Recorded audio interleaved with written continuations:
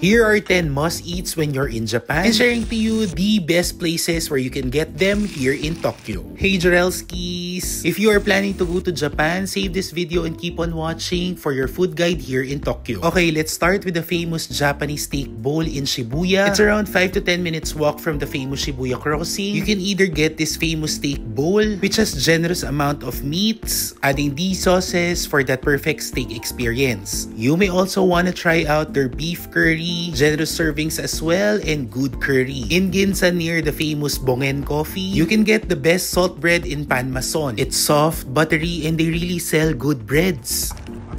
Never miss getting sukiyaki, especially with this generous amount of Wagyu beef. In Wagyu Sukiyaki Hokuto, they are offering lunch sets at a cheaper price, quality Wagyu meats, with that perfect sweet and savory sukiyaki broth. Dipping the meats on raw egg was just immaculate. You don't need to fall in line with that famous gyukatsu place. We found a good one here in Ueno. They are serving that famous beef gyukatsu. We also tried the tuna and it was a good one. Of course, never naman mawawala ang ramen. But why not try tsukemen, wherein the noodles are served separately with the broth. Dip it, slurp it, and enjoy. And actually, you can get them both at Tasuke in Asakusa. Hindi mo na rin kailangan makipaglaban dun sa Kichi Kichi Omu Rice because we found a cafe in Aoyama in Omotesando that is serving good Omu Rice. Either you choose with the curry or this overloaded with camembert and hamburger steak. It will be served on your table with that same Omu Rice show. I highly recommend to get this camembert and hamburger steak. Though it's a bit pricey, it's totally worth it. Pro tip, get the I Am Donuts at their Omotesando branch. Less lines, fast pacing, and grabe, ang sarap pala talaga nitong donut na to. Your Japan experience will never be complete without getting fresh and authentic sushis. We got good ones in one sushi place in Shinjuku named Saki Sushi. This was the katsu I am dreaming of. We traveled to Ikebukuro in order for us to get less lines in Tonkatsu Marusichi. Guys, grabe yung thick cuts nung pork that is topped on egg and rice. Going here was totally worth it. It was so delicious. And lastly, kombini finds, of course. Corn dogs and Famichiki are the best. You can get these at convenience stores like 7-Eleven, Lawson, and Family Mart. Hope this helps and comment down below if you have other Japan recos. Cheers!